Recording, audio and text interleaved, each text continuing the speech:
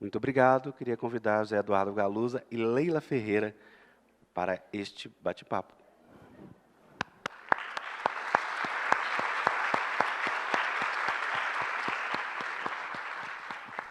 Gente, boa noite a todos. Estou aqui nessa missão nobre de conversar com José Eduardo Agualusa. A gente já fez um bate-papo uma vez no Festival de São João del Rei, e eu estou nervosa, estou ofegante.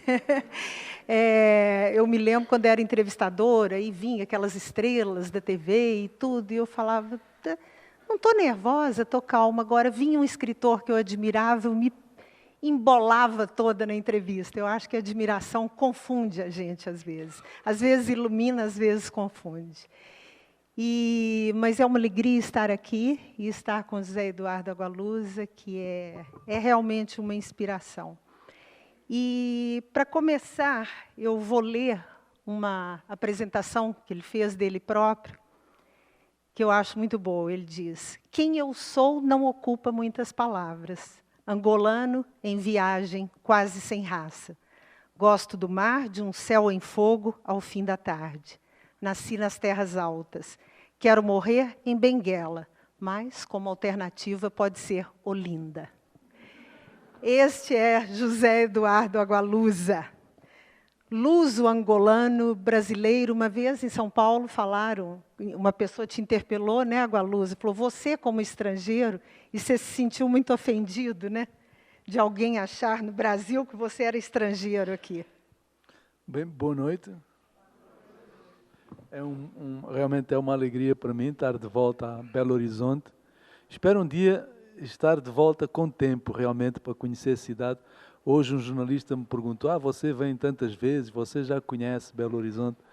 Disse, não, infelizmente venho muitas vezes, mas ficamos quase sempre muito pouco tempo, então conheço alguns hotéis mal e gostaria realmente de vir com outro tempo, até porque a cidade me lembra muito a minha cidade natal, o Huambo, por várias razões. Mas você fez-me uma pergunta diretamente, que era?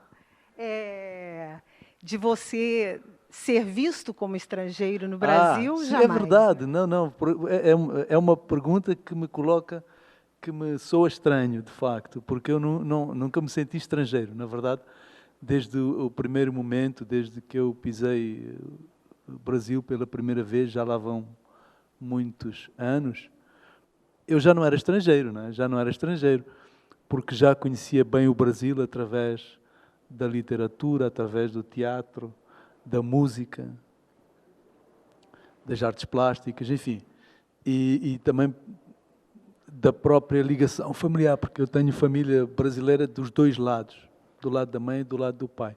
Tenho um avô carioca do lado do pai, e tenho um tio-avô do lado da mãe que depois deu origem a muitos agualusas. A maior parte dos agualusas são brasileiros hoje. Então, não, realmente é verdade. Nunca me senti estrangeiro e faz-me alguma confusão. De vez em quando acontece isso. E sempre leva um tempo a perceber que o estrangeiro sou eu, né? Você já morou no Rio, né? Já morei no Rio e morei em Olinda. Olinda. Sim. Olinda, Recife. Olinda, sim. Mas eu ia ler uma apresentação básica aqui para emendar com a dele, de poucas palavras, e pulei. Mas então, o básico aqui. Então, Zé Eduardo Agualusa nasceu em Angola, estudou agronomia e silvicultura. Hoje fica entre Lisboa e a ilha de Moçambique, né, que a gente vai falar dela daqui a pouco. Mais de 30 livros publicados, traduzidos para quase 30 línguas. Foi vencedor do Grande Prêmio de Literatura RTP, pelo livro Nação Crioula, do Independent Foreign Fiction Prize, pelo Vendedor de Passados. Foi finalista do Booker Prize, com Teoria Geral do Esquecimento. E com esse mesmo livro maravilhoso, posso confessar que é o meu preferido, Teoria Geral do Esquecimento, ele acaba de conquistar o International Dublin Literary Award, e hoje ele está conosco para lançar a Sociedade dos Sonhadores Involuntários. Então, Agualuz, a gente podia começar, antes da gente falar do prêmio e antes da gente falar do livro que você está lançando pela Planeta, eu li uma história tão bonita, uma crônica sua do Globo, que você fala sobre as viagens de trem que você fazia com seu pai, sua mãe, sua irmã, de Benguela até Zâmbia. Até o Luena, na Zâmbia, na E o fronteira com a encontro, porque eu acho que a sensação que eu tenho é que essa alma errante que você é e esse escritor brilhante que você é, começou a se formar ali naquele vagão entre Benguela e Zâmbia. Você podia falar um pouquinho sobre isso? O Bruce Chatwin dizia que era no colo da mãe, não é? Que a gente ganhava aquele balanço. Não? Mas realmente pode ser que sim, pode ser que sim. Até hoje eu tenho uma grande atração por viagem de trem, não é? Já fiz algumas, mas quero fazer mais. E isso tenho a certeza que começou ali, porque e nós éramos crianças, não é? Isto foi quando tinha 7, 15 anos. E o meu pai trabalhava na companhia, chamava-se CFB, que era a Companhia dos Trens, era uma empresa britânica, e eram trens como você já deve ter visto em alguns filmes ingleses, aqueles filmes ingleses passados em África, na África do Sul, aqueles trens todos em madeira, aqueles vagões todos em madeira, e o meu pai dava aulas aos operários ao longo da linha, perdão. E tinha um vagão que tinha a sala de aulas, mas também tinha quartos, sala, cozinha. E nós, durante as férias, acompanhávamos o meu pai nessas viagens. E o comboio, o trem, ia e parava em lugares muito remotos, às vezes sem ninguém. Podiam passar dias sem passarmos por uma cidade, sem passar por lado nenhum.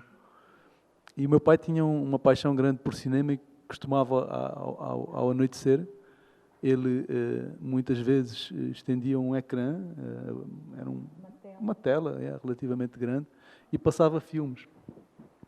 E vinha gente de longe que nunca tinha visto cinema para assistir. Isso é uma imagem que me marcou muito. Sim. E a sua mãe com o jogo das palavras, o cadáver esquisito? Contei essa história no Globo, sim, né? A minha mãe era professora de português. E, claro, era eu e a minha irmã que normalmente viajávamos com eles. E eram tardes muito longas, não é? Sozinhos. Então a minha mãe inventava jogos para nos divertir, sobretudo jogos de palavras. Mas esse é um jogo muito conhecido. Eu pensei que fosse conhecido no Brasil, descobri que não. Porque foi um jogo inventado pelos surrealistas franceses e que teve uma enorme divulgação no mundo e em Portugal também, né? Inspirou os poetas surrealistas, toda uma geração de poetas surrealistas, que se chamava Cadáver Esquisito, né? Que é um jogo... Depois percebi que vocês não têm isso, né? Não jogavam isso. É um jogo que se faz com várias pessoas, com um papelinho. Uma primeira pessoa escreve um substantivo, dobra o papelinho, entrega a outra que escreve um substantivo, dobra, entrega a outra que escreve um verbo, e assim vai, e quando você desenrola, tem, evidentemente, frases surpreendentes, no mínimo, não é? E, enfim, esse jogo tornou-se um jogo de crianças até, não é? E para mim foi importante na medida em que aquilo me fez despertar para a palavra e para o poder da palavra, não é? Para o poder surpreendente da palavra. Eu estou me lembrando, porque na teoria geral do esquecimento, a Ludo, a personagem, né, começa a escrever nos cadernos que acabam, as canetas acabam, e ela começa a escrever com carvão nas paredes do apartamento, né? E me lembrando do personagem do Mia Couto em Jerusalém, o Moanito, desesperado para escrever, e não tem onde escrever, eles isolados do mundo, ele escreve nas cartas do baralho, né? Escreve nas cédulas de dinheiro, e vocês escrevendo nesses pedacinhos de papel no trem, né? Esse fascínio pela palavra, né, Agualuz? Agora você está contando isso do Mia, eu estou me lembrando desse livro. Você falou do Jerusalém. Jerusalém. Que tem um outro título no Brasil. Eu não sei, porque eu comprei em Tem, Portugal. mas tem outro título Sabe, no Brasil. Afonso? Mudaram Do o Mia título no Couto? Brasil. No Brasil chama-se qualquer coisa o lugar onde o mundo nasceu, ou alguma coisa assim. Eu nunca lembro. Antes do nascer do mundo. Bem, esse livro chama-se, não é Jerusalém, é Jesus Além. E eu creio que o editor do Mia ficou um pouco com medo de ter a palavra Jesus no título, não entendo. A verdade é que não colocaram, o Mia ficou um pouco irritado, até posso dizer isso aqui, porque mudaram o título do livro. Eu até acho bonito o título na edição brasileira, mas o facto é que não é o título original. Bem, o Mia tem uma história muito bonita sobre esse livro, que ele tinha terminado de escrever o livro, mas não tinha publicado ainda. E foi fazer uma viagem como biólogo pelo interior de Moçambique. E em determinada altura encontrou um homem que se parecia muito com o personagem do livro, que é um homem que leva os filhos, diz aos filhos, olha, o mundo acabou, e leva os filhos para longe, para fugir. Não é? E essa pessoa era um velho, disse, quando se conheceram, disse, eu sou cego, mas no dia seguinte o Mia viu a ler. E perguntam, mas você não disse que era cego? Como é que você está lendo? E ele disse uma frase que o Mia já tinha escrito no livro. Ele disse, só não sou cego enquanto escrevo. Que é uma frase incrível, muito bonita, e que na realidade de alguma maneira se aplica a qualquer escritor. Não é? Nós não somos cegos enquanto escrevemos, ou seja, enquanto escrevemos, parece que temos um conhecimento que está para além de nós. Não é? A gente vai descobrindo coisas. Eu acho que a escrita é sobretudo um ato de descoberta, de autodescoberta e de descoberta do mundo. Enquanto escrevemos, parece que temos um conhecimento que está realmente para além de nós. É exatamente isso. É como se nós não fôssemos cegos enquanto escrevemos. E para você, o ato de escrever é sempre prazeroso. Você disse que se diverte com isso, né? E já comentou sobre a escola do escritor angustiado que existe em Portugal, né? Como é que é o processo para você? Bem, os portugueses têm esse culto pelo pessimismo. É muito perigoso em Portugal você dizer que é uma pessoa feliz. Não é? Eu cometi esse erro. Uma vez numa entrevista disse esta coisa terrível, disse eu sou um dos homens mais felizes que eu conheço. E aquilo foi uma coisa muito má, porque as pessoas zangaram-se comigo. Algumas diziam abertamente, você não pode ser um bom escritor se é um cara feliz, porque as duas coisas são incompatíveis. Mas aí é realmente a escola angolana contra a escola portuguesa, porque em Angola é exatamente o oposto, as pessoas são extraordinariamente otimistas, mesmo quando você percebe que não há nenhuma razão para ser otimista. Mas eu também costumo dizer, não é, que em Angola somos todos otimistas porque os pessimistas já se suicidaram. Não é? Não há lugar para o pessimismo. Mas aí realmente é uma questão de escola mesmo, não é? Eu escrevo por prazer, escrevo por paixão mesmo. Escrevo pelo deslumbramento que todos os dias, enquanto escrevo, a escrita me traz. E, portanto, evidentemente, é um ofício, é algo que você tem que investir o seu tempo, não é? O Picasso dizia qualquer coisa como espero que a inspiração te encontre a trabalhar. E é assim, não é? As coisas não surgem se você não fizer esse esforço. Mas é um esforço extremamente gratificante, não é algo que me faça sofrer. Acho que os melhores momentos são aqueles que a gente se esquece mesmo do que está a fazer. Não é? O Gonçalo Tavares costuma contar um episódio que eu não sei se é verdade, mas é muito bom. Ele conta que uma vez estava a escrever em algum lado, creio que num hotel, e houve uma inundação e ele só deu conta quando já tinha água pelo joelho. Não sei se é verdade, mas pode ser verdade. Ainda conhecendo o Gonçalo, sou tentado a acreditar que sim, que é verdade. Sobretudo conhecendo o Gonçalo e conhecendo aquilo que ele escreve, e aquilo que ele escreve é fruto de alguém que está realmente num estado de transe, não é? Então, vou acreditar. Mas é um pouco assim, ou seja, quando estamos a escrever muito por dentro daquilo que estamos a fazer, um romance sobretudo, porque o romance é uma coisa que leva muito tempo, não é? É verdade que os melhores momentos são aqueles em que nos esquecemos e de repente é noite, não é? E de repente é noite. Vamos falar, então, sobre o novo livro, A Sociedade dos Sonhadores Involuntários, inclusive porque faz parte do seu processo de escrever o sonho, né? Ele é completamente incorporado. Mas vamos falar desse livro que tem uma participação grande de um brasileiro na gênese da história, né, do Siddhartha Ribeiro. Então, falar como é que ele nasceu. Bem, eu ainda estou aprendendo a falar sobre o livro, né, porque é muito recente. E eu só aprendo a falar sobre o livro ouvindo o que as pessoas têm para me dizer. Não é? Tenho sempre alguma dificuldade em falar sobre um livro que acabei de escrever. Mas sim, esse livro surgiu de várias circunstâncias. De um lado, uma paixão antiga que eu tenho pelo sonho e uma ligação, porque eu sonho muito.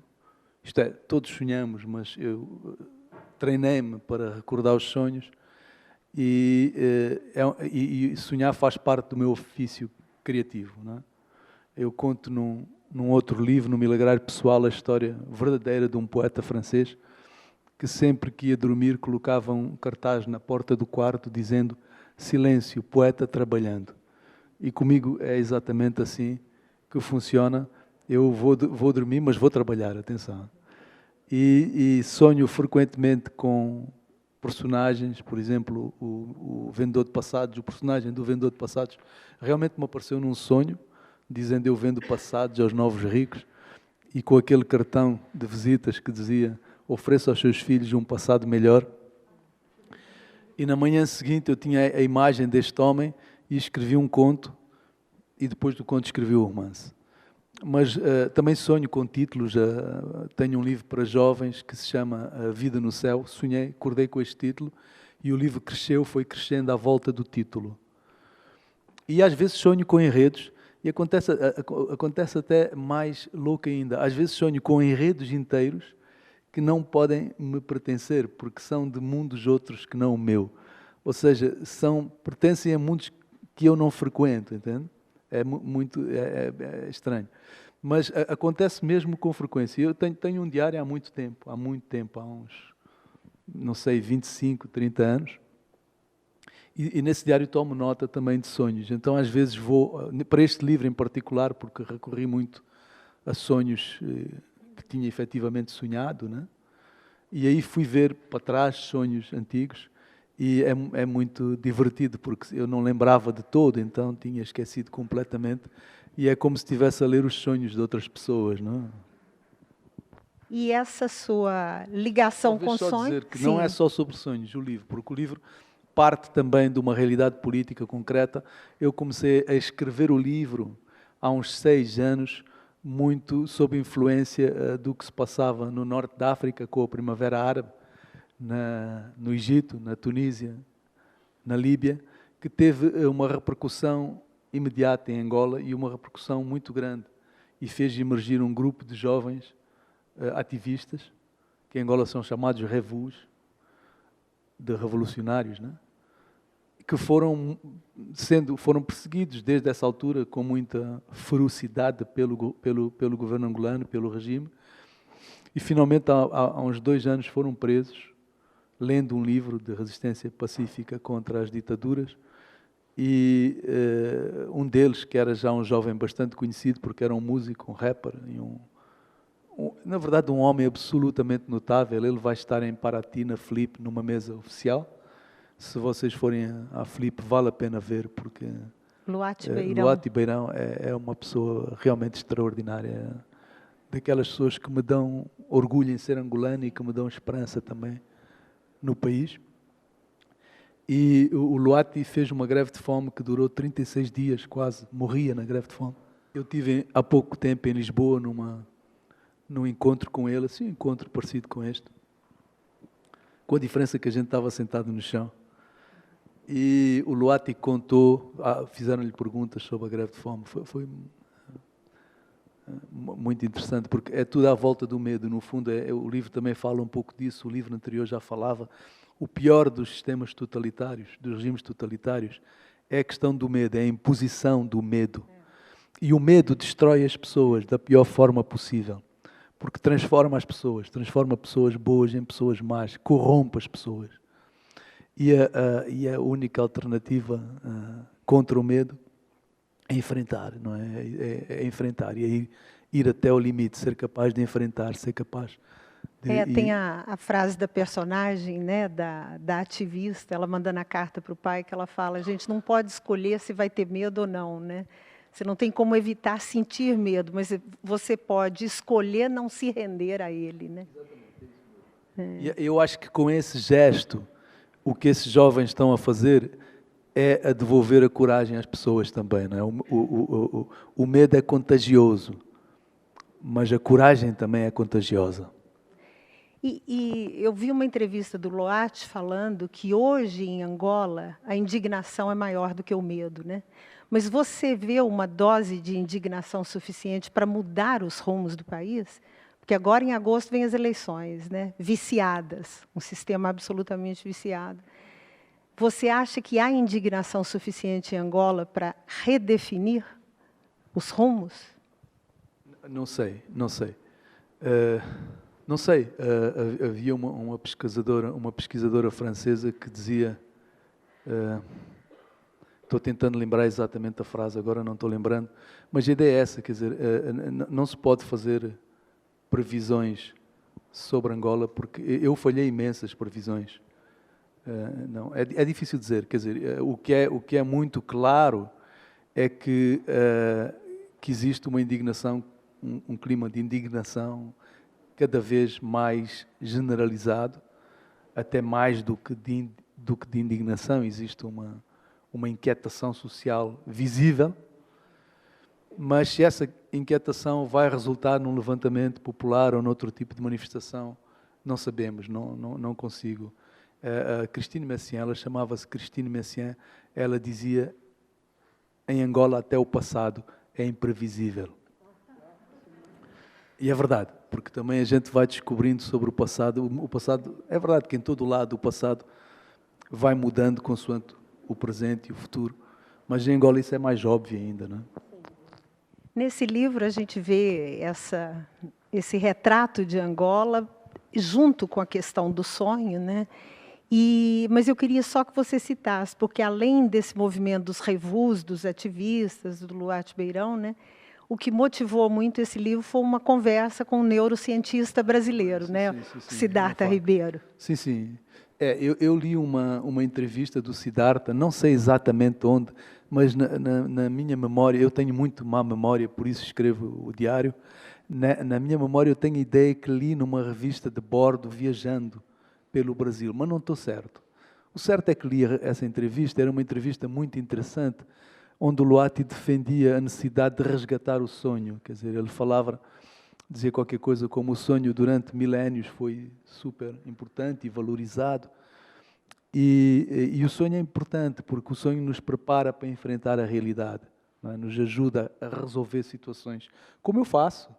Mas, na verdade, há inúmeras histórias na ciência, nas artes, na música, e na vida de todos os dias. Nós percebemos que sonhamos com coisas que nos preocupam e, de alguma forma, esse sonhar nos está a ajudar a resolver esses problemas práticos. E eu fiquei tão impressionado com aquela entrevista que quis conhecer o Siddhartha. E só interrompendo um pouquinho, Agualusa, que ele é o presidente do Instituto do Cérebro, né, da Universidade Federal do Rio Grande do Norte. Em Natal. E tem um trabalho interessantíssimo. Tem. Bem, a verdade é que eu acabei indo à procura dele e até aconteceu uma situação curiosa que eu desembarquei no Recife para pegar um avião para Natal e quando estava no aeroporto o voo foi cancelado. Mas nessa mesma altura recebi um telefonema, uma chamada da Prefeitura de Natal, me oferecendo uma bolsa de criação literária. Então eu acabei ficando um mês, ia só ficar 3 dias e acabei ficando um mês e fiz amizade com o Siddhartha e conversámos muito. E é verdade que de uma certa maneira, muito, enfim, é literatura, não é, portanto é ficção, mas tem alguma coisa, o livro tem alguma coisa das conversas com o Siddhartha. Eu lembro que, inclusive, eu fui curador de um festival de literatura em Óbidos e na primeira edição convidei o Siddhartha, e o Siddhartha fez, há aqui pessoas que estiveram, tu estiveste lá, não é? Houve uma sessão em que eu moderei até, com o Siddhartha e o Miyakoto, que foi muito divertido, porque os dois são cientistas, não é? O Miya também é cientista, não é só escritor. E foi uma sessão fantástica, divertidíssima, muito... Porque Siddhartha é realmente uma pessoa especial, muito interessante, com um pensamento muito livre e fantástico. Mas, eu queria te pedir para contar como é que foi o processo de escrever na ilha de Moçambique. A gente vai falar da ilha para onde Tomás Antônio Gonzaga foi, né? Onde ele esqueceu aparentemente a Marília. Esqueceu rápido. Esqueceu rápido, mas eu entendo, porque eu também casei com uma mulher da ilha, então estou ele também está apaixonado. casado com a mulher da ilha de Moçambique. Como é que não, foi? Vamos para a ilha. Vamos contar como é que é essa ilha. E uma coisa que eu achei maravilhosa, porque esse prêmio que o Agualusa acabou de ganhar, que é o Dublin, o International, né? Que é um prêmio de 100 mil euros, 25 mil euros para o tradutor, 75 mil euros para o escritor. Com esse prêmio, ele vai ajudar a construir a biblioteca da ilha. E estava me contando hoje que talvez seja na casa onde Camões morou 2 anos, né, Agualusa? Camões viveu na ilha, mas Bocage também viveu na ilha. E é uma ilha de poetas, não é? Muitos poetas de língua portuguesa muitos nasceram na ilha, inclusive. E há até vários livros, não é só um. Eu tenho vários livros de poesia, que é poesia sobre a ilha, produzida por poetas que passaram pela ilha, que estiveram na ilha. Uma ilha minúscula, né? É uma ilha minúscula, mas com uma história muito vasta, muito antiga e muito vasta, né? Era uma cidade, é uma ilha-cidade, né? Uma ilha assente em coral. E quando os portugueses chegaram, há 500 anos, já era uma cidade antiga, era uma cidade árabe, Swahili, e era um porto importante, foi sempre, portanto, há imensos navios naufragados na costa, e até hoje as crianças vendem moedas antigas que encontram nas areias. E você foi para lá acompanhando um amor, ou você verdade, foi acompanhando a história do livro e achou o amor? Não, foi quem me apresentou foi o Miyakoto. O Miyakoto está em todas as situações da vida do Agualusa. É mais do que um irmão, né? É uma fada madrinha. E não, eu conheci através do Miya, sim. Sim, e aí você decidiu Mas já conhecia escrever, a ilha já conhecia. Você já conhecia a ilha. Sim. E agora você tem casa lá e tem ficado boa parte do tempo lá. Uma parte do tempo. Vamos só falar a história de você com Miyakoto, que são sempre confundidos, né? Que essa história é conhecida, mas eu acho ela tão boa. A conta do restaurante, como é que foi em Lisboa? Mas a gente tem muitas histórias, essa é uma assim mais...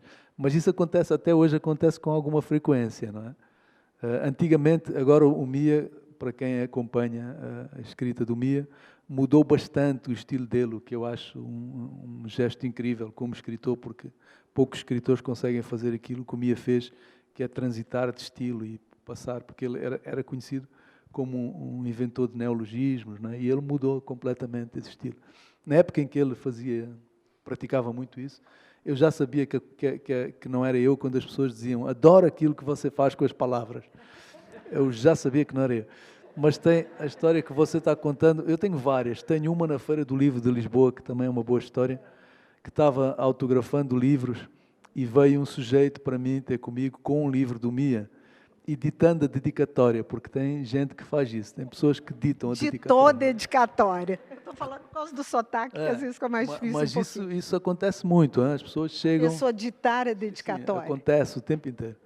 Aí veio um cara, chegou até mim com um livro do Miya, estendeu o livro e disse, olha, escreve aí, para o meu grande amigo Bartolomeu, lembrando os tempos das lutas em Moçambique. E eu comecei a escrever, né? Mas a meio achei que não era correto e disse, olha, eu vou ter que ser franco com você, eu não sou o Miyakoto. Aí ele ficou um pouco assim, mas depois disse, não faz mal, eu também não sou o Bartolomeu.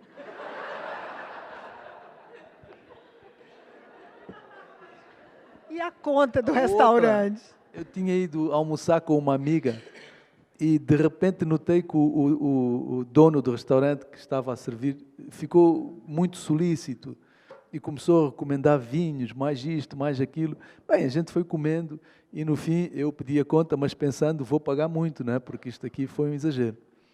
E aí o senhor veio ter connosco e disse, não precisa se preocupar com a conta, não se preocupe, porque você não reparou, mas tinha um senhor noutra mesa que me disse que você é um grande escritor da língua portuguesa e ele fez questão de pagar a conta. E eu disse, bem, que bom, que maravilha, mas posso agradecer de alguma maneira, posso agradecer. Ele disse, bem, o senhor mora aqui perto, se você também... Eu disse, não, eu também moro aqui perto. Ele disse, então, se você puder passar amanhã, ele diz que deixa um livro para você assinar. E no dia seguinte eu passei por lá e era um livro do Miyakoto. Que eu assinei, evidentemente, né? Porque já tinha comido, não ia já assinar. Assinei, claro, Miyakoto. Mas eu tenho autorização. Eu estou autorizado.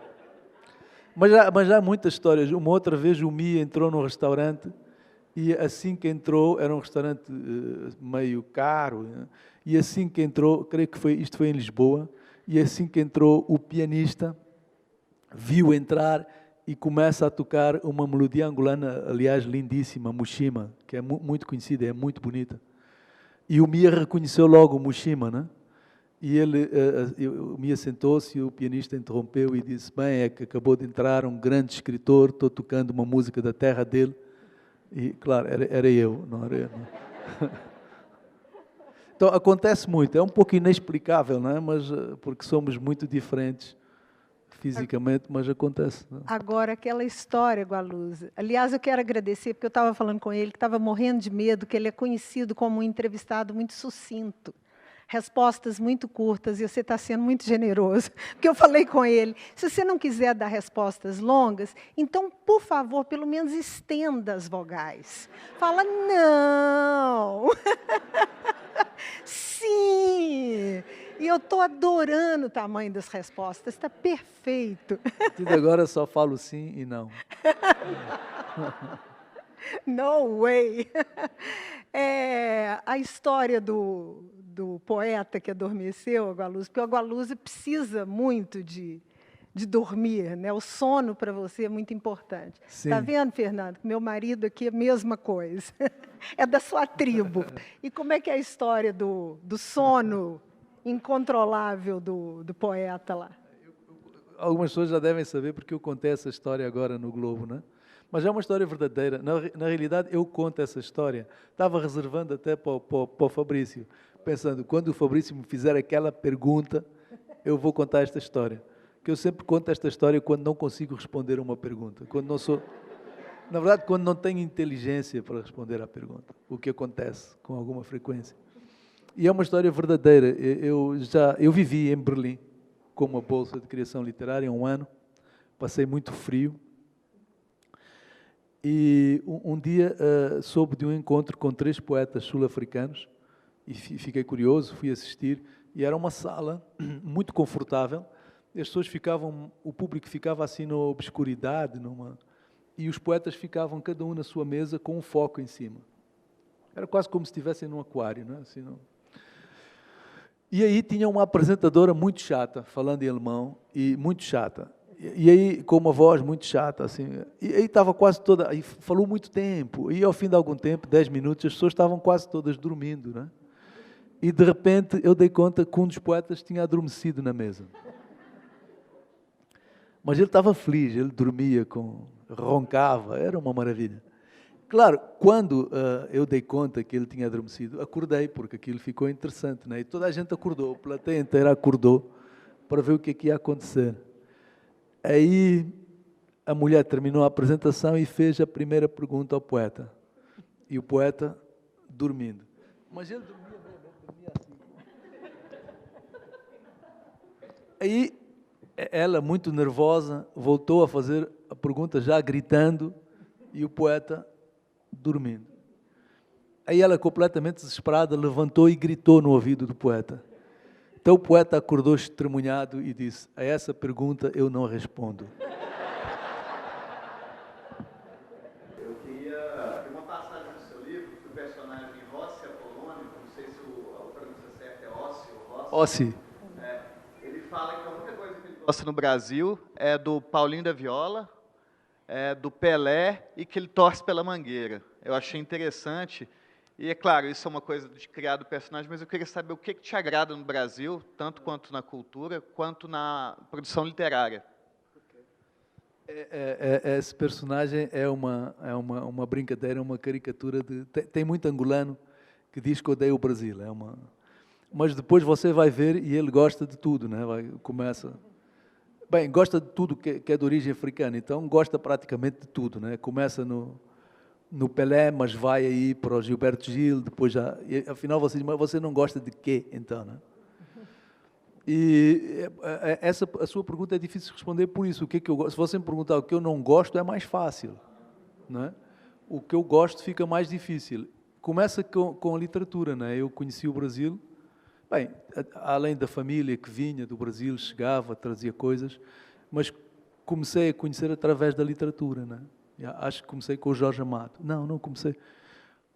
Não, como se chama? Não, comecei antes, talvez. Comecei antes. Comecei provavelmente com o Meu Pé de Laranja Lima e por aí. Mas depois, muito rápido, veio Jorge Amado. Eu era muito jovem quando li o Jorge Amado. E depois li os outros escritores todos. Portanto, o meu conhecimento do Brasil e a minha paixão pelo Brasil começou com a literatura, com a música, evidentemente, porque a música sempre esteve presente, e até com o teatro. Então, é isso. Não consigo responder à sua pergunta porque é uma coisa tão vasta que não tem resposta, não é? Então fala do que você não gosta. Eu não gosto destes políticos, dos vossos políticos, quase todos, é impressionante.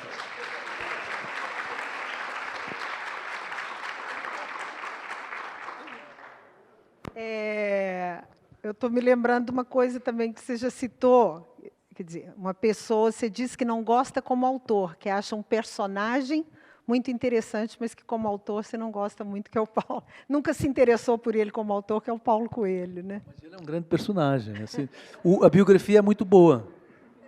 A biografia é boa. É boa mesmo, porque ele é um personagem muito interessante. Enfim, você falou do processo do Gonçalo, que é aquela coisa concentrada, né? Queria que você falasse do seu processo de escrita e aproveitasse e falasse um pouco da vida de escritor hoje. Antigamente eu digo, não é muito tempo atrás, há 15 anos atrás, por exemplo, eu acho que foi a primeira vez que você veio aqui ao Sempre um Papo, a realidade do escritor era outra. Hoje é muito mais profissionalizada, não é, Zé Eduardo? Na forma dos festivais, nas formas... Até daqui nós temos a presença da Mariana, que mostra que a coisa profissionalizou muito. Fala sobre esses dois pontos, por favor. Bem, sobre o processo de escrita, como é que acontece o livro, é uma pergunta que eu tenho sempre muita dificuldade em responder, porque eu procuro não saber, não é? Quer dizer, não sei muito bem como... O que eu posso dizer é assim, eu não sou... Há dois tipos de escritores. Há aqueles escritores que são... que planificam tudo, são escritor-arquiteto, que tem uma estrutura para o romance, planifica tudo, sabe a história do princípio ao fim, só então se senta e começa a escrever, não é? E depois eu creio que há os escritores como eu, como o Mia é um pouco a mesma coisa, que escrevem para saber o que vai acontecer, não é? Na realidade, a gente escreve como quem lê, não é? Nós escrevemos porque queremos saber o que é que vai acontecer, como é que aquela história se vai desenvolver. Então, comigo, normalmente, eu tenho uma ideia, não é? Olha, quero escrever um livro sobre sonhos que também tenha a ver com esta emergência desta juventude, este aparecimento desta juventude contestatária, não é? E idealista e cheia de sonhos. Ou quero escrever um romance sobre um homem que vendia passados, não é? Ou quero escrever um romance sobre a Rainha Ginga, que é uma figura absolutamente extraordinária da história, não é de Angola, não é da África, é da história do mundo, não é? Então, tenho uma ideia sobre o que quero escrever. A seguir, é preciso ter um personagem, um narrador, não é? Acho que o mais difícil, normalmente, é encontrar a voz. Quando aquela voz surge, quando o tom certo surge, o livro vai. O que eu tenho a fazer, o que eu tento fazer a seguir, é dar liberdade aos personagens e eles vão abrindo a história. Eu vou atrás e vou-me documentando, porque os personagens seguem invariavelmente caminhos que eu não conheço, não é? Vão por caminhos que eu não conheço. Então eu tenho que estudar, tenho que me documentar. Eu costumo dizer que cada romance gera uma biblioteca, ou seja, eu compro para ler um livro, tenho que ler, para escrever um livro, tenho que ler 30, 40, 50 livros.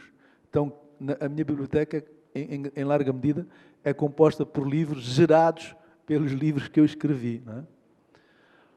Porque a pessoa tem que se documentar, tem que aprender, não é? E esse é o outro lado bom da literatura, é que o escritor tem que estar constantemente a aprender.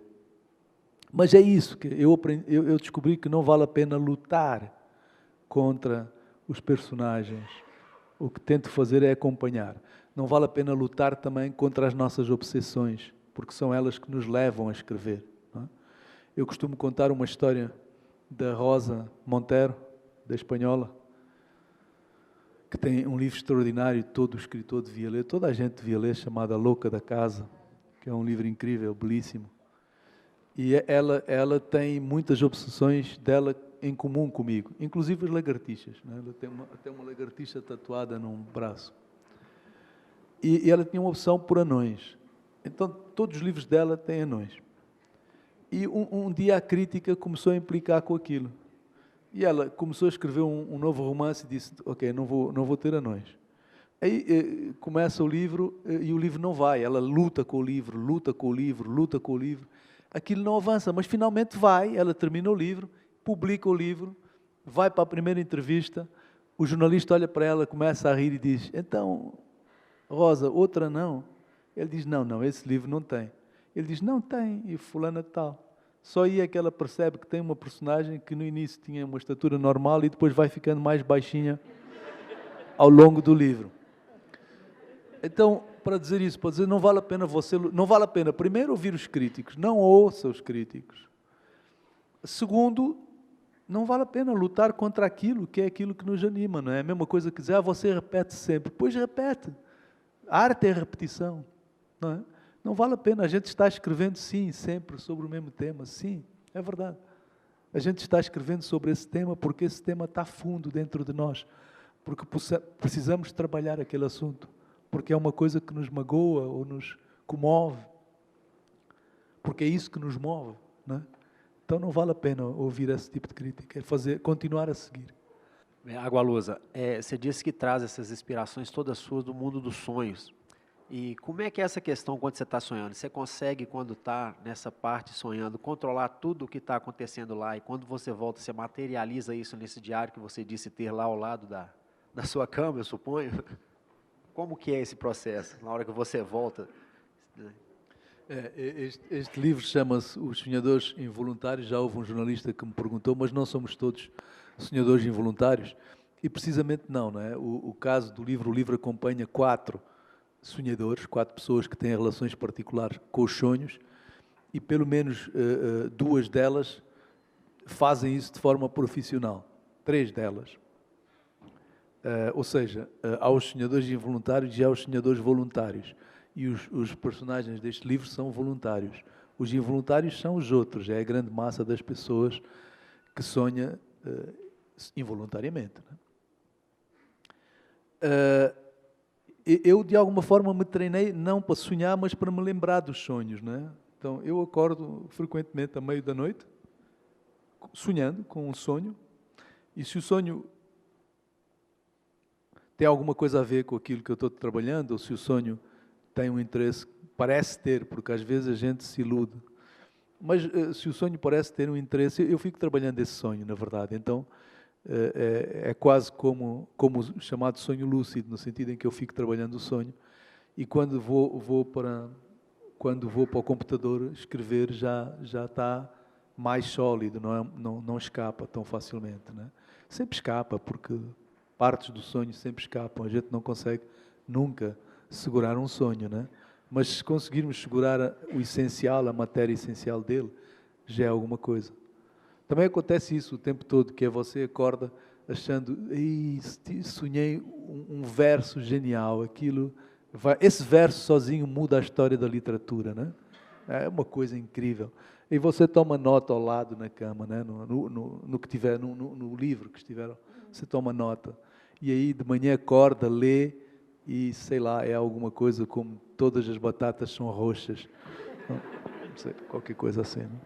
O Siddhartha fala numa entrevista dele que o Salvador Dalí parece que ficava sentado numa cadeira, né, com uma colher de prata pesada, e aí ia entregando o corpo até cochilar, e cochilava e dormia, e quando a colher caía, fazia aquele barulho, ele acordava, sabia, pegava o sonho e corria e pintava, né?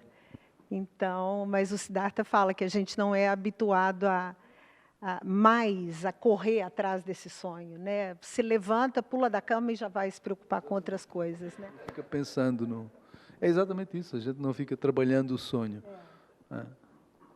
Mas, Lampedusa, eu achei tão interessante quando você começou a contar o processo da escrita do seu livro,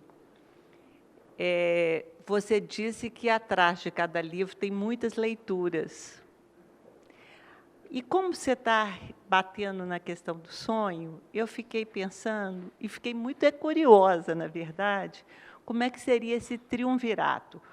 O que eu estou chamando desse triunvirato? O neurocientista, que é o Siddhartha, um psicanalista, que seria o Freud, e um escritor, que seria você. Então, já que você está falando... Psicanalista que seria, desculpa? Neurocientista, o Siddhartha. Ok. O psicanalista, o Freud. Ok. Com o sonho, a revelação do inconsciente. E o escritor, que você. Então, provavelmente, já que você lê tanto, como é que se articularia isso, uma vez que você levanta no meio da noite e há mais de 25 anos escrevendo no seu diário os seus sonhos? Então, essa seria a primeira pergunta, desse triunvirato que eu estou chamando. A segunda seria, se o sonho é uma revelação do nosso inconsciente, e se escrever para você é um prazer, é um deslumbramento, como você se disse, como que essa escrita te possibilita um autoconhecimento? O sonho revelando quem você é, ou uma parte de quem você é. Não é o sonho, é o próprio livro. Quer dizer, eu escrevo, isso para mim é uma coisa absolutamente clara. O primeiro romance que eu escrevi, esse primeiro romance para mim já era totalmente claro. Eu escrevi esse livro tentando compreender, por um lado, tentando compreender o meu país e tentando me compreender dentro daquele país. Era bastante claro isso para mim. E até hoje, no fundo, eu acho que não tenho feito outra coisa senão escrever para compreender. Para compreender o outro e para me compreender a mim. E para me compreender a mim através do outro, não é? Escrever tem esse lado é um exercício de alteridade o tempo todo, não é? Porque você tem o tempo todo que se colocar na pele do outro. Você vai vestindo peles, tirando a sua pele, vestindo a pele do outro, não é? E quanto mais intensamente você consegue fazer isso, melhor o livro, não é? Mais autêntico, mais verdadeiro fica. Quanto mais você consegue se despir de si e ir vestindo essas sucessivas peles, não é? E, no fundo, é isso também que o leitor faz. Não é? O leitor também, quando lê um livro, durante aquele período em que está lendo, é aquele narrador ou aquela pessoa, não é? Então, é por isso que eu acredito que a literatura nos melhora, porque é um exercício de alteridade, é uma tentativa de ser o outro sempre, não é? E isso, eu acho, aumenta em nós o poder da empatia, não é? Nos torna mais empáticos, não é? E realmente eu acredito que, por isso, acredito que ler ficção, ler de uma forma geral, mas em particular ler ficção, nos melhora. Então não é o sonho é um processo para mim, não é? É um processo para chegar ao livro, mas é o próprio livro que me dá esse conhecimento.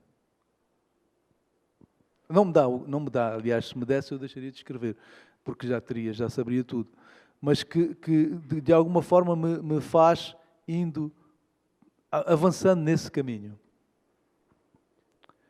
Não é que eu resolva todas as minhas inquietações, não, mas algumas vou resolvendo, acho eu. Sim. Pelo que eu vi assim, do que você falou, você desde novo você tem interesse pela literatura. Mas quando que você sentiu que teve despertar assim pela escrita, de você ser o escritor? Sim, eu tive o privilégio de crescer com livros. A minha mãe era professora de português. Então eu cresci, sempre tive uma boa biblioteca em casa e enfim, na escola onde estudei também, então cresci entre livros. Eu acho que os grandes livros, os bons livros, são aqueles que nos fazem querer ser escritores, querer escrever. Esses são os bons livros. Aqueles livros que nos emocionam de tal maneira, não é? O impacto é tão grande que você sai deles querendo escrever também. Eu acho que o primeiro autor que me deu esse impulso, que me fez sentir esse impulso, que me deu vontade de escrever também, foi o Eça de Queiroz. Foi lendo essa. Eu li primeiro os Maias, porque costumo dizer, é absolutamente verdade, os meus pais não me davam grandes orientações e também não me proibiam nada. Eu ia lendo os livros que estavam ao alcance da mão. Então, à medida que ia crescendo, ia chegando aos livros que estavam mais acima na prateleira. Eu acho que o Essa estava nas prateleiras mais em baixo. Então comecei a ler o Essa, não é? E até hoje leio Essa para escrever. Embora eu leia sobretudo poesia, sou um grande leitor de poesia. Sou movido a poesia. Enquanto ficcionista, eu leio poesia para poder escrever ficção. E leio tudo. Leio muito este autor aqui, por acaso. Gosto muito. Quer dizer, não, gosto mesmo, gosto muito. Mas leio tudo, leio de tudo, e traduzo poesia também, leio tudo. E para mim, poesia é o fundamental. Se não tivesse poesia, eu não conseguiria escrever. Eu escrevo movido a poesia. Mas foi o Essa. Dizendo assim, qual foi o primeiro? Foi o Essa. E o fato de você ter nascido e crescido também num país de contador de histórias, né? Ouvindo histórias o tempo todo, né, Agualusa?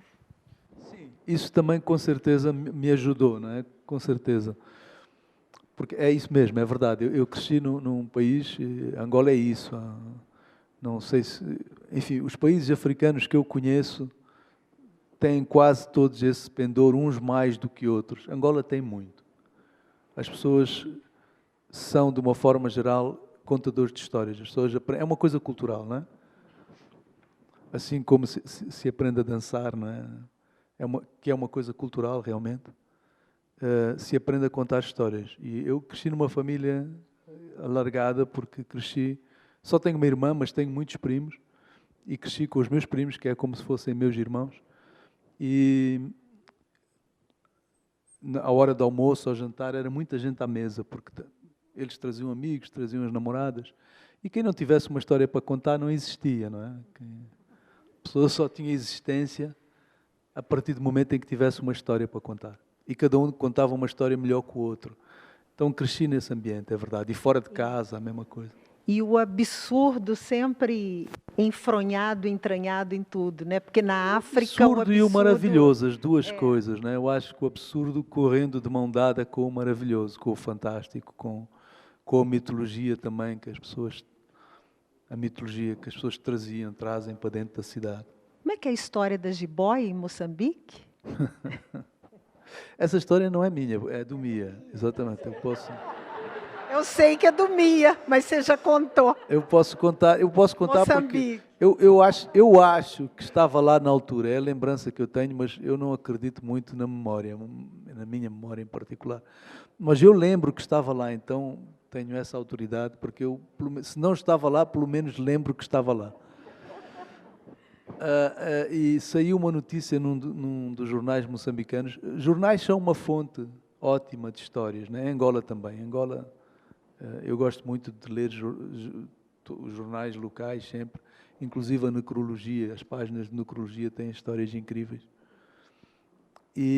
Mas essa foi em Moçambique, saiu uma notícia que uma jiboia tinha ocupado o Palácio do Governo, numa província distante, e as pessoas estavam muito assustadas com aquilo. As pessoas tinham medo, inclusive, de pisar a sombra da jiboia.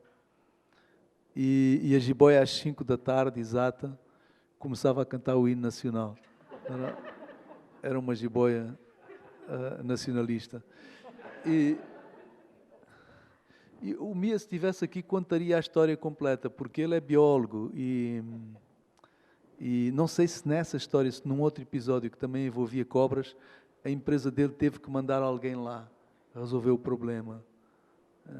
Mas isso eu não vou contar porque é o departamento dele, não é o meu. Retomando um pouco a pergunta do Afonso, queria saber como é que você consegue organizar a carpintaria da escrita com a vida profissional do escritor, das viagens, dos eventos.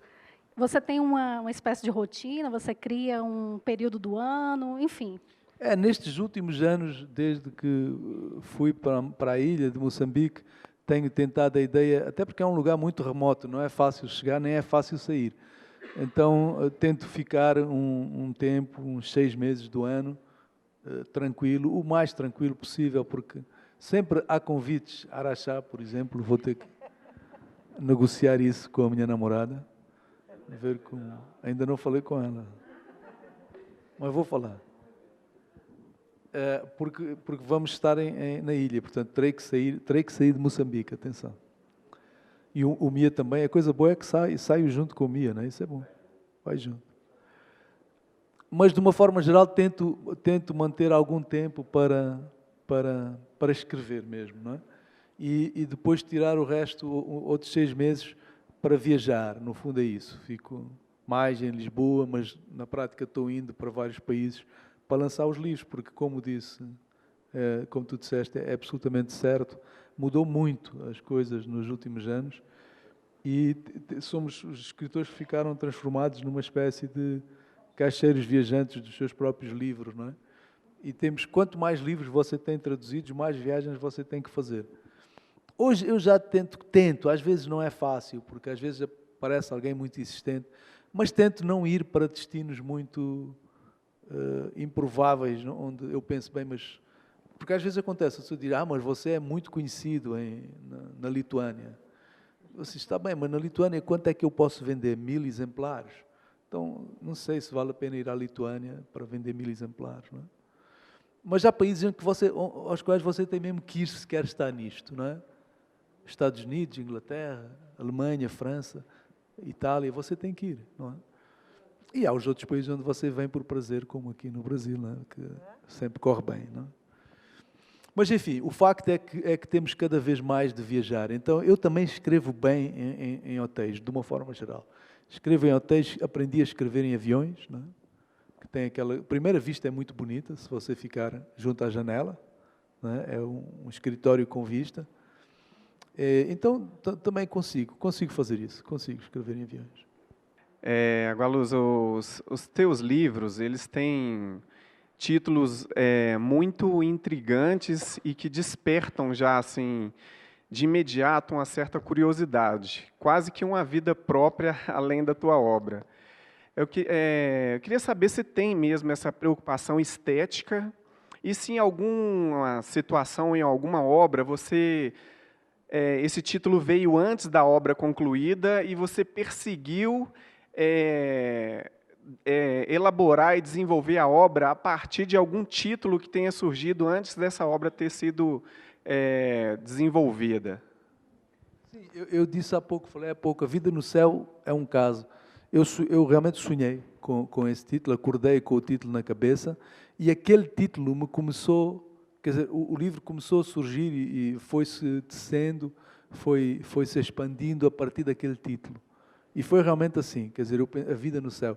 E comecei a imaginar as pessoas vivendo entre as nuvens, não é? Em dirigíveis, em balões, em redes amarradas aos balões. E aí todo mundo que surgiu vivendo no céu, literalmente. Então, esse é um exemplo. Outras vezes o que acontece é que você tem um título desde o início, por exemplo, O Vendedor de Passados, e depois, ao longo do livro, eu fui mudando de título muitas vezes, e no fim tinha um título completamente absurdo, que felizmente nem recordo mais, mas ia ser aquele título. E eu falei com o Mia, e o Mia é que disse, não, fica O Vendedor de Passados.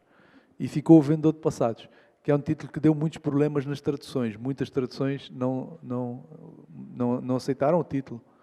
E noutras línguas tem outros títulos. Se tivermos tempo, posso falar sobre isso, que é muito divertido. Mas a questão das traduções dos títulos, não é? Mas normalmente dão problema os títulos nas traduções. E é verdade que nem todos os títulos me satisfazem, atenção. Não. Hoje há títulos que eu entendo que não funcionaram bem. Um exemplo de título que não funciona bem é aquele que o leitor não consegue fixar, não é? Mesmo o vendedor de passado já é assim, porque metade das pessoas me diz o vendedor de pássaros, não é? Já li o vendedor de passas, assim, as coisas mais incríveis, não é? Uma vez a Dilma, que leu alguns dos meus livros e gostou, eu conheci a Dilma, ela me abraçou e disse: gostei muito daquele seu livro, O Vendedor de Políticos. Que é apropriado. Não, estou falando sério. Mas podia ser, porque ele realmente atua, foi o que ela fica, o personagem de alguma forma vende políticos, é verdade. Mas para o personagem é exatamente isso que ele faz, não é? Aquele personagem vende políticos, no sentido em que promove os políticos, não é? Eu, observando a sua fala, e lembrei de que a Leila disse que você é uma pessoa que geralmente tem respostas curtas. Você está falando mais, né, como ela disse. Mas, observando isso, eu fiquei pensando, no seu processo de escrita, que você lê de 30 a 40 livros, você tem um processo mais, talvez, né, possa ser me ocorreu isso, se você é uma pessoa que observa mais do que conta mais histórias, como os contadores africanos que você citou. Você é mais observador ou você é mais contador de histórias? Pelo que, para você poder produzir o seu livro, você mais observa ou você mais conta as histórias? Eu acho que escrever implica realmente algumas aptidões. Uma delas é de saber ouvir, não há dúvida, não é? É de estar atento. Eu acho e no caso dos nossos países, se você estiver atenta e tiver disponibilidade, as histórias vêm ter connosco o tempo todo. Você abre a porta e entrou uma história, abre a janela e entrou outra história. Elas vêm, porque são países, e realmente é um privilégio ser escritor, porque são países cheios de histórias à espera de ser contadas, de histórias que querem ser contadas. Então, realmente é verdade, se você tiver um pouco de atenção às pessoas, souber escutar, gostar de ouvir as pessoas, eu gosto de ouvir pessoas, as histórias vêm ter connosco, o tempo todo. E se me perguntarem o que é que eu tenho mais o que é que eu sinto mais falta em Angola, é realmente isso, é de falar com as pessoas, não com os amigos, porque os amigos eu sempre encontro, aqui, acolá, não sei onde, mas com as pessoas, na rua. Tenho saudades de falar com as pessoas, porque sempre aprendo e sempre... eu passo 2 dias em Luanda e eu tenho 2 romances. Afonso, então, antes da gente ir para os autógrafos, o Agualusa fala que nos livros dele, Angola está sempre presente, porque a gente sempre volta, né? Parece que é a infância, quando vai escrever. E aí, um personagem do livro, a Sociedade dos Sonhadores Voluntários, o Ossi, que você estava citando ali, ele passa um tempo em Havana e ele cita que no apartamento do lado tinha um pianista que ficava tocando boleros antigos e que tinha um que ele gostava particularmente, que era Las Simples Cosas, né? A Chavela Vargas, que nasceu na Costa Rica, foi para o México, menina, né?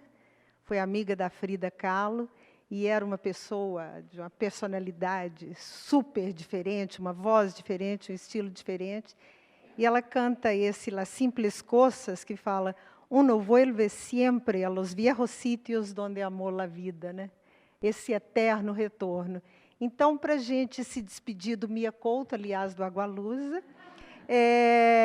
eu pedi à Fernanda, do Sempre um Papo, que projetasse para a gente a Chavela Vargas cantando Las Simples Cosas. Mia, muito obrigada. Solta, Chavela!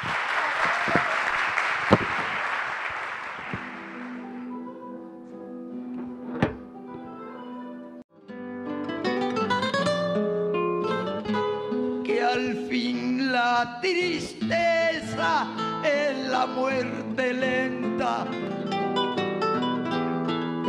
donde encontrarás al sol, la mesa tendida.